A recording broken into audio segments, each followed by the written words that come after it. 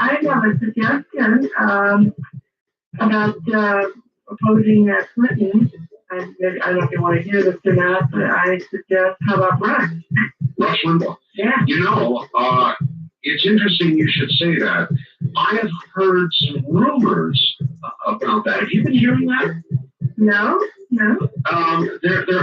was actually mentioned, or maybe it was, I'm sorry, I see so many news programs and talk programs, but there was a semi-serious suggestion mentioning Rush as a candidate.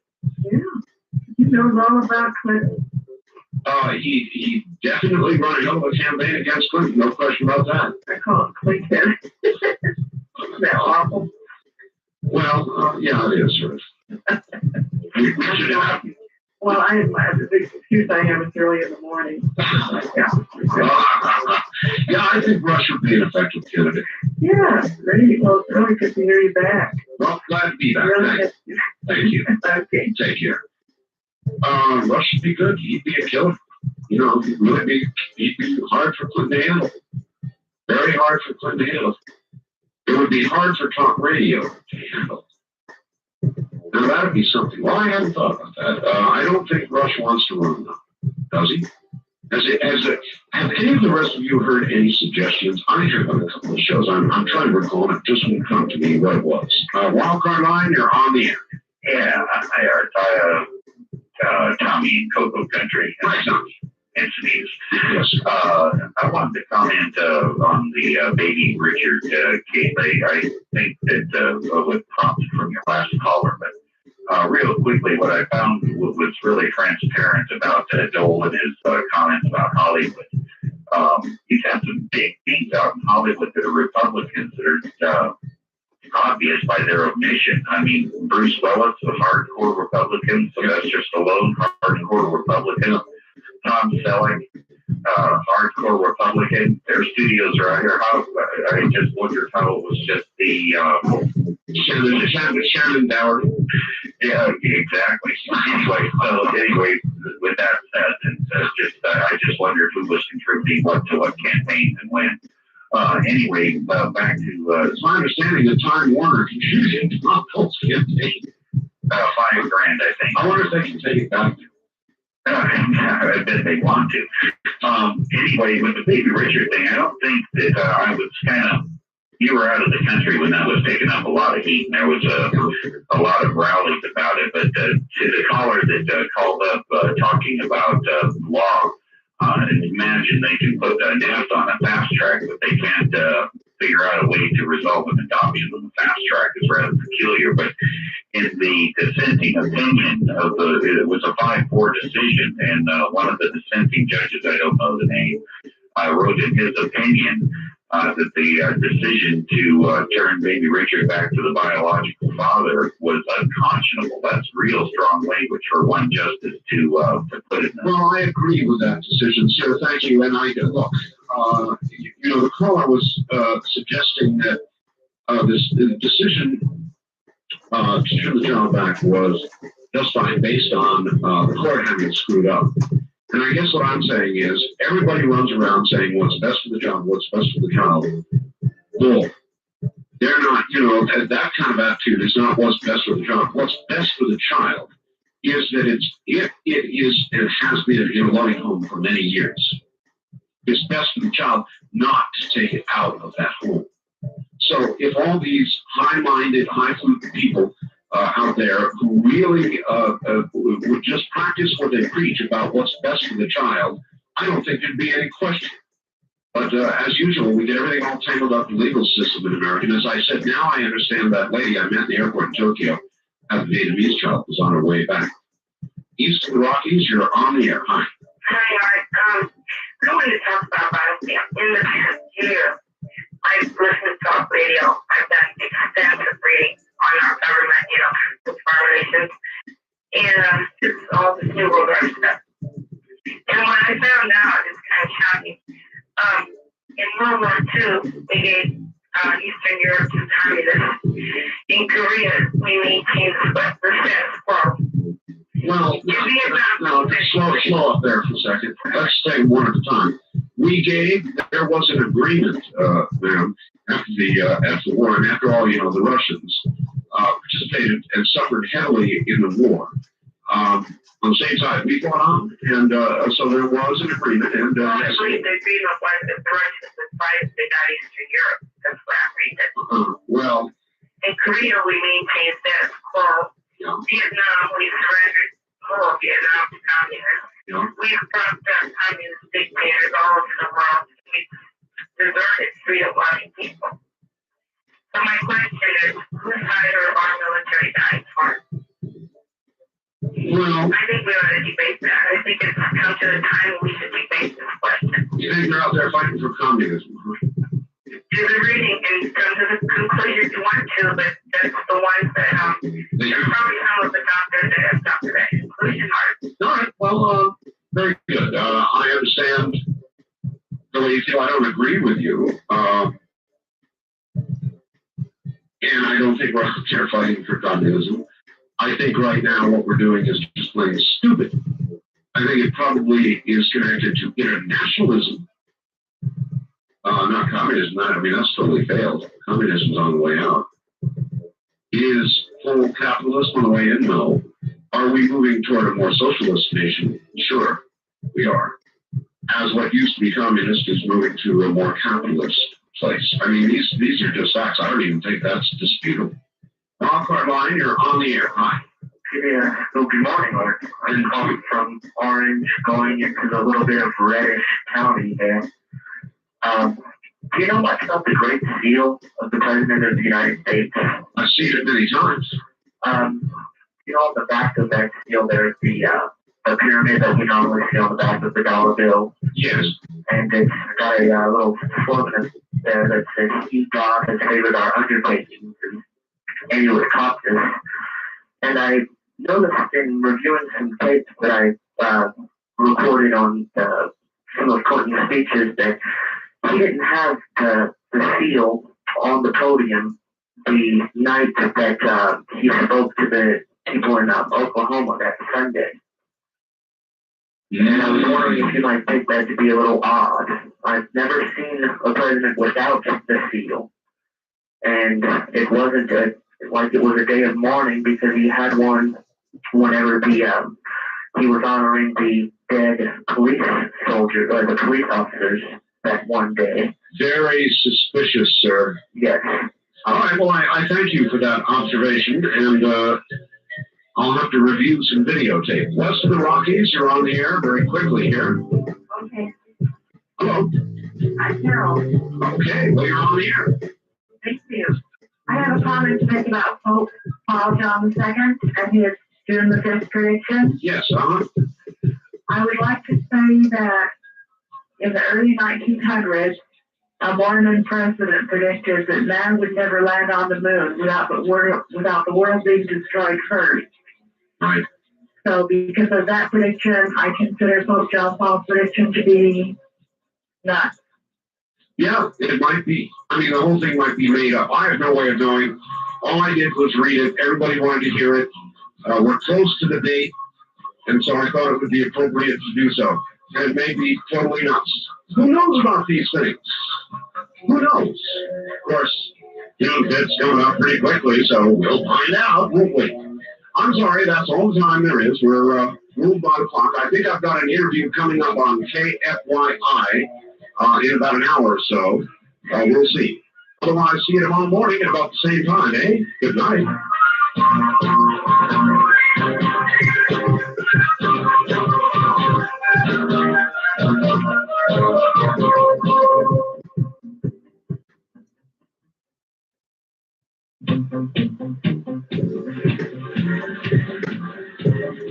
Welcome to our film, Somewhere in Time, live featuring Coast to Coast AM on June 1st, 1995. From the high desert and the great American Southwest, I bid you all good evening or good morning, as the case may be, and welcome to yet another edition of Coast to Coast AM and beyond. Actually, from way beyond borders. It's good you're all here. I'm happy to be here. And I guess I'll say it for the rest of this week. It's nice to be back on U.S. soil once again. I'm Mark Bell, and yes, this is Coast to Coast AM, live talk radio throughout nighttime on the CBC radio network. the largest, fastest growing nighttime live all-night radio program in America. That sounded redundant somehow. Anyway, welcome. Lots of news to talk about. Bob Dole goes to Hollywood. Well, Bob Dole blasts Hollywood. CBS said sex, drugs, rock, and roll. Bob Dole really came after him. He attacked Hollywood, their producers, the grips, the movies, the values, the record industry. He came after the entertainment medium generally. He says he sees it as graphic and gratuitous violence. He said the entertainment industry is debasing the culture with indecent movies and deviant music. He said, quote, a line has been crossed, not just of taste, but of human dignity and decency when Hollywood's dream factories begin turning out nightmares of depravity, end quote. He named names. He talked about the movie Natural Born Killers, which he cited for its violent content. True Romance, which he cited for its sexually explicit scenes. I haven't seen that one yet. Now I want to. He also came at Time Warner for the 2 Live Crew, which has a lot of very rough music without question. To Time Warner, he said the following, quote, I would ask the executives of Time Warner a question. Must you debase our nation and threaten our children for the sake of corporate profits? End quote, the question. So that's pretty rough stuff. And I guess point one is it fair criticism? Now, Bob Dole has never had word one to say about Hollywood before. This is new for Bob Dole, but, whenever you see Bob Dole, as I've said many times in the past, if you look very carefully, they don't do close-ups these days, but when they do a close-up of Bob Dole, you can actually see little tiny white houses with pillars and everything sort of shimmering in each one of his eyes. So it's a natural question to ask whether, since he's not come out with this kind of a blast against Hollywood before, whether this is a political tip-o-dee hat to the religious right. In other words, is it just political? And where does it lead? I mean, do you want what do people want? Censorship or what? Now, interestingly, I've seen Natural Born Killers. And I think I said this over the last couple of nights because there were indications he was going to name this movie, and he has. And I think it's a very poor example. There's a lot of violence in Natural Born Killers. Ooh, it's a very violent movie, but it's violent with, in other words, it had, I thought, great production value. It was violent in the genre of Clockwork Orange. That kind of a presentation. There was talent involved in the way that the story was woven. And I don't think it was a good example. I mean, I've seen a lot of movies with gratuitous violence that I would have listed before Natural Born Killers. Now, Natural Born Killers sounds good because it's got a title, sounds like it's just nothing but violence. Norman Lear said the following. Hollywood, in its presentation of violence, and this is really, I guess I should preface this statement. Dan rather read it, but it's a pretty good blast back at Dole. And so while I ask you whether Dole's statement is fair and right, I want to ask you to respond to the one that Norman Lear now makes too. Norman Lear said, quote, Hollywood, in its presentation of violence and sex, has no more to answer for than the Congress of the United States. The name of the game in the entertainment business is short-term profit. This is exactly what Congress is all about. How you can get elected in the short term and every other value be damned, end quote. Now, do you agree more with the Bob Dole statement or the Norman Lear statement, or both? Do both have value? Or do both of them lack value and scream politics? You decide.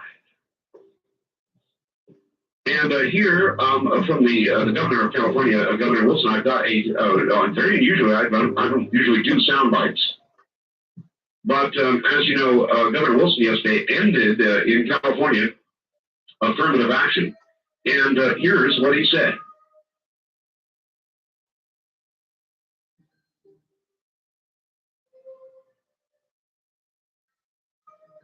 All I've got to say is, boy, a few more sound bites like that, and I might have to vote for the guy myself. It was impressive.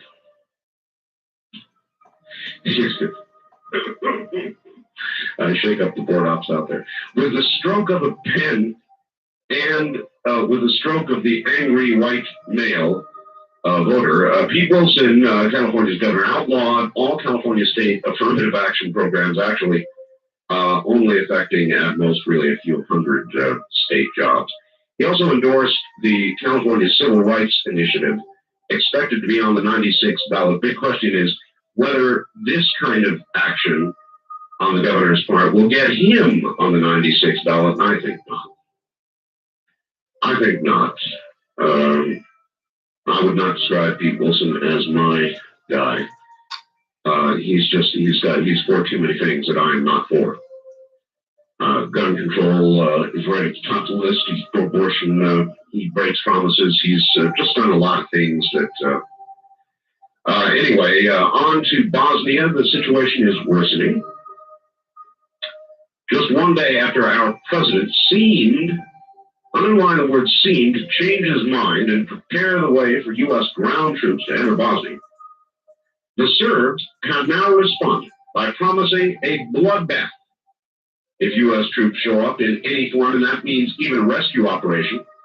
The leader of the Bosnian Serbs now describes the 370 UN hostages, some chained to targets, as prisoners of war, POWs.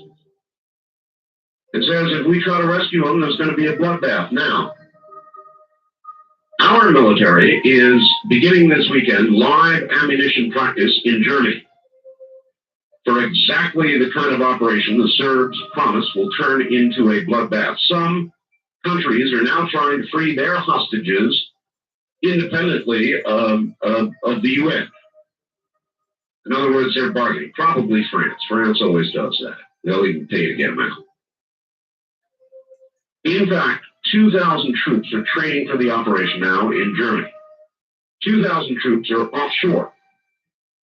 Former Secretary of State James Baker said, quote, I think that we're just about to embark on a very, very slippery slope without having given sufficient full consideration of possible consequences. Where do I agree with that? CBS ended up by saying, our troops, if they do go in, will not go in as peacekeepers, but full combat soldiers ready to take on anyone who gets in their way. Now, let me read you what Reuters this last hour said. The leader of the Bosnian Serbs has delivered a stern warning to the international community. He says any military effort by the United States or any other world power to free hundreds of UN hostages being held by the Serbs would result in, quote, slaughter, end quote. The Bosnian Serbs are holding some 370 UN personnel as human shields to ward off further NATO airstrikes. His warnings came as Serb shellfire rocked the eastern Bosnian Muslim enclave of Gorazde. So there you have it. That's where the situation in Bosnia stands this morning, not in a good place. The president in Montana this evening actually, seemed to be turning around again and saying, no, we're not going to put U.S. troops on the ground. There'd be a lot of people killed. I'm losing complete track of what this president is saying and what he's doing, and I think that's because he doesn't have any idea what he's saying and doing from day to day. It changes. So I have no idea what this man is about. All I can say is we've got to get him the hell out of the White House in '96, and I wish it could be earlier. The OJ trial, I've not mentioned that in a few days, but I mention it now because it's about to get interesting. Now, I've got a late report. Somebody in fact said KNBC down in Los Angeles is reporting tonight that 3 of the remaining 4 alternate OJ jurors are under investigation, may be removed as early as tomorrow. If this trial ends in a mistrial because the jury pool becomes less than 12, would the next trial be ruled by the same judge, or would a different judge be appointed? That's Linda in Metairie, Louisiana. And indeed, we know that at least 2, maybe even 3 jurors may be soon out or at least being investigated. The boring but crucial DNA portion of the trial is now over. The next witness is going to be a really weird character, this Los Angeles County coroner. You may have seen him in the pretrial hearings. He's a weird character. The allegation was that he was so angry after the pretrial hearings, he went back to the coroner's office and pulled a gun out and said something about dispatching some of OJ's attorneys or something. That's the allegation. That guy. So he'll be next on the stand, and during his testimony, the jury will no doubt see what the judge called horrible, graphic pictures of the victims at the scene. I have no problem with that, by the way. Seems to me reasonable they see the truth. Now, the OJ trial, they say, is not your average trial. The average murder trial in Los Angeles takes about 2 weeks. 2 weeks. Simpson trial is not normal. It's abnormal. They spent $3 million thus far. And the worst part of it is, it may all have to happen again. Now, in fact, it's looking more and more that way, as though it's going to be a mistrial. If there is a mistrial, and O.J. Simpson has to be retried, heaven help us all, do you think that Judge Ito should be the judge, or should they seek a new judge? Should he even be retried? Depends, I guess, on how it comes down.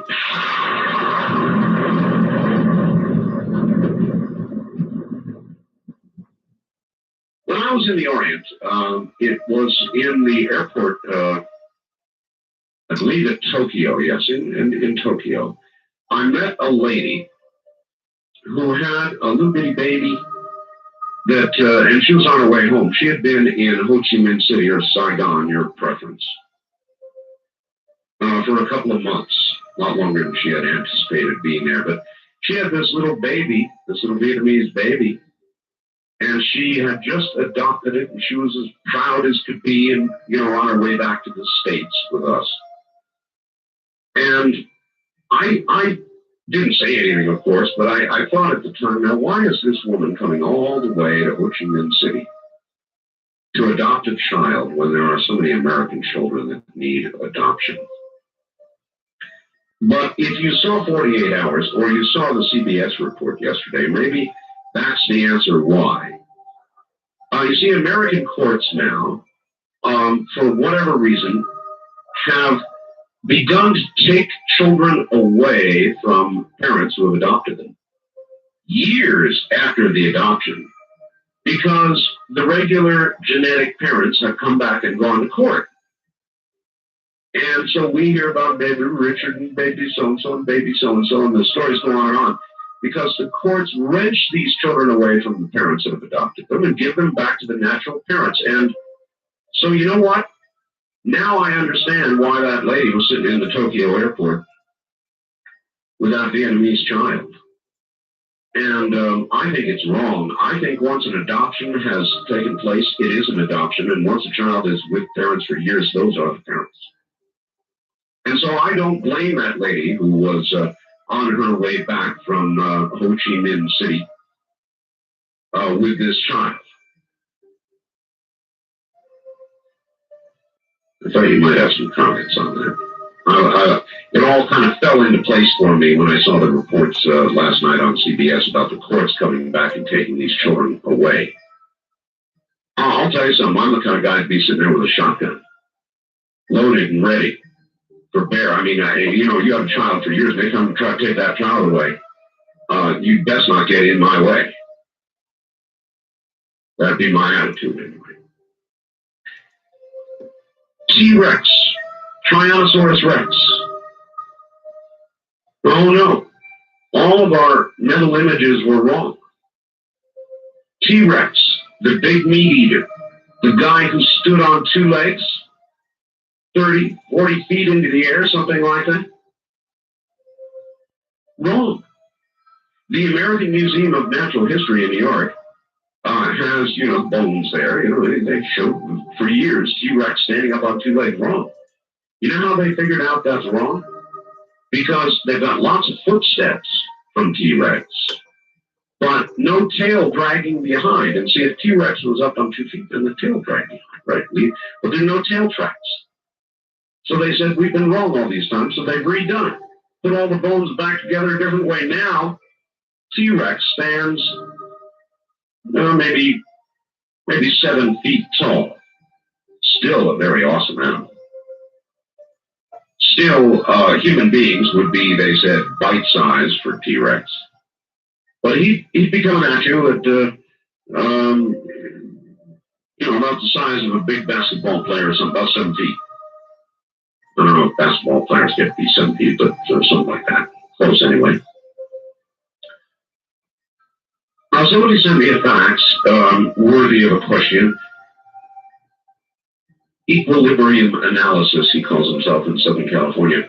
The person asking the difficult questions was indeed asking the correct questions. This was a phone call the other day. It answered the question of, and I'm going to let this one hang in the air, are we players in the quickening, or are we being played? That's a good question. I couldn't answer it. The guy called me and I had no answer. But the more I thought about it, the more I thought, what a great question. Are we, in fact, you might put it this way, are we the architects of the quickening? And I think most of us agree there is a quickening. Are we the architects, or are we the players?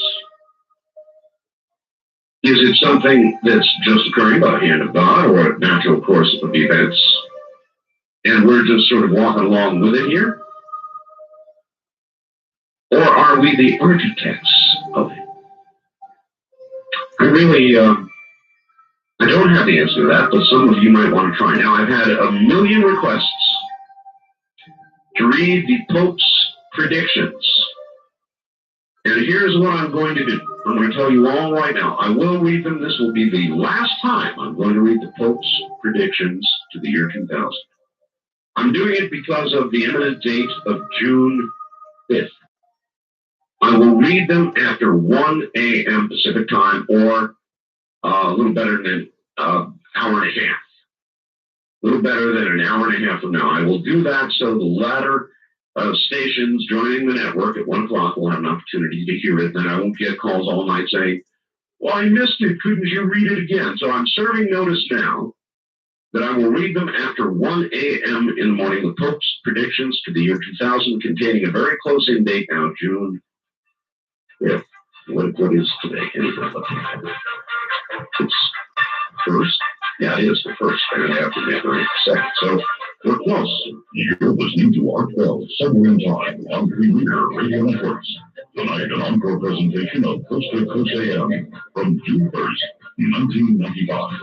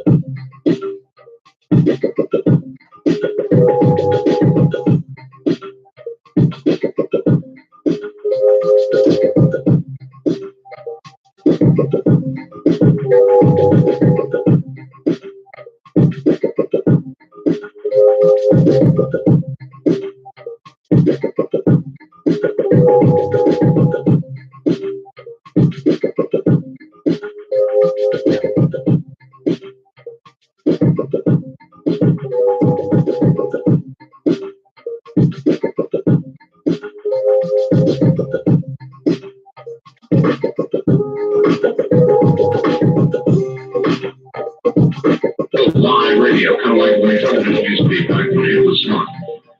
So that's what we do. We keep ringing till we answer it.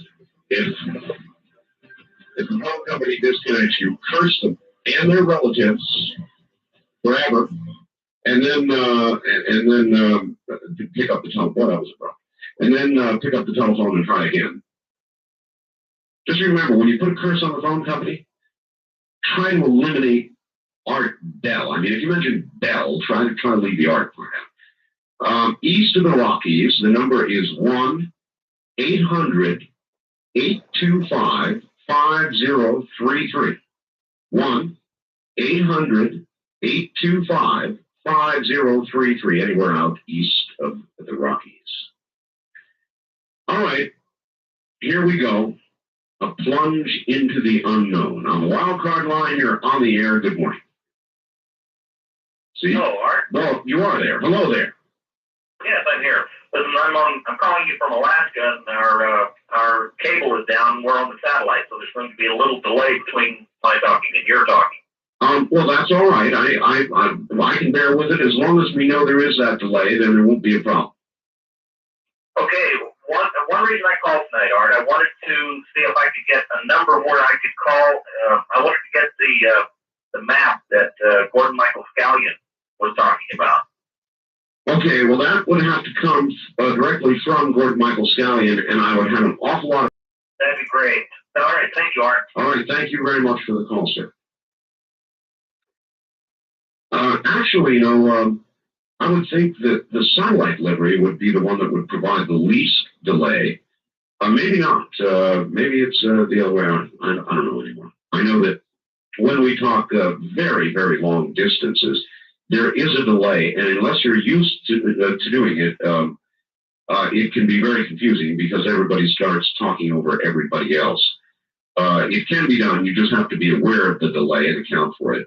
East of the Rockies, you are on the air. Good morning. Good morning, Art. Libertarian Nationalist, Aurora, Colorado. Yes, sir.